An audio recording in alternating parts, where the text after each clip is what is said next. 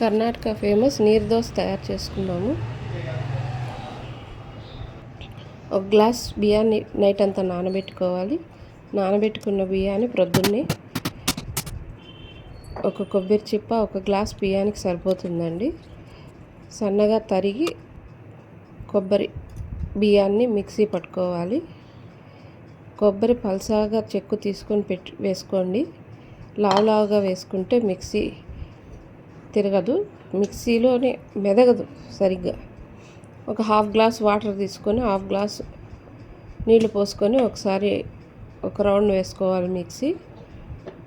ఈ విధంగా ఉంటుంది. తర్వాత హాఫ్ గ్లాస్ వేసుకొని మిక్సీ తిప్పుకోవాలి. ఈ విధంగా తిప్పుకుంటేనే ఒకటేసారి అన్నీ నీళ్లు పోసుకొని తిప్పేస్తే మిక్సీకి నీళ్ళన్నీ మన మీదకి ఎగురుతాయి. నిదానంగా నీళ్ళు పోసుకుంటూ మిక్సీ పెట్టుకోవాలి.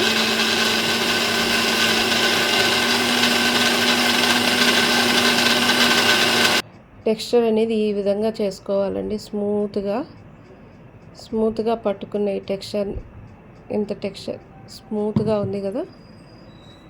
ఇప్పుడు దీన్ని ఒక గిన్నెలోకి తీసుకుందాము. గిన్నెలోకి తీసుకొని తగినంత ఉప్పు, మామూలు దోసపిండి కంటే ఈ దోసపిండి కొద్దిగా నీళ్ళు ఎక్కువగా పోసుకొని పల్సాగా కలుపుకోవాలండి. కొబ్బరి చట్నీ తయారు చేసుకుందాం. కొబ్బరి చట్నీలో పచ్చిమిర్చి బాగా వేయించేసాను. ఉప్పు, పచ్చిమిర్చి, ఉప్పు, జీలకర్ర,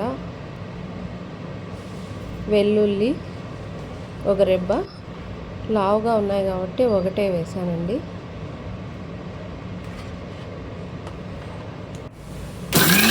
చింతపండు వేసాను, మిక్స్ అయింది.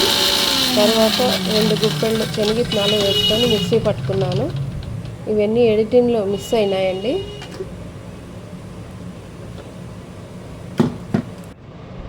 ఒక కొబ్బరి చిప్ప,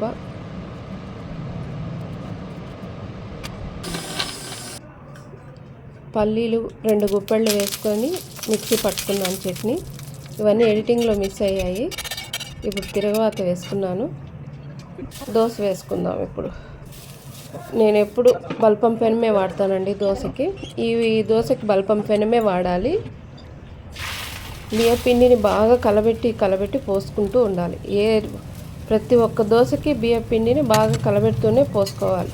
లేదంటే బియ్య పిండి అంతా అడుగున కూర్చుంటుందండి.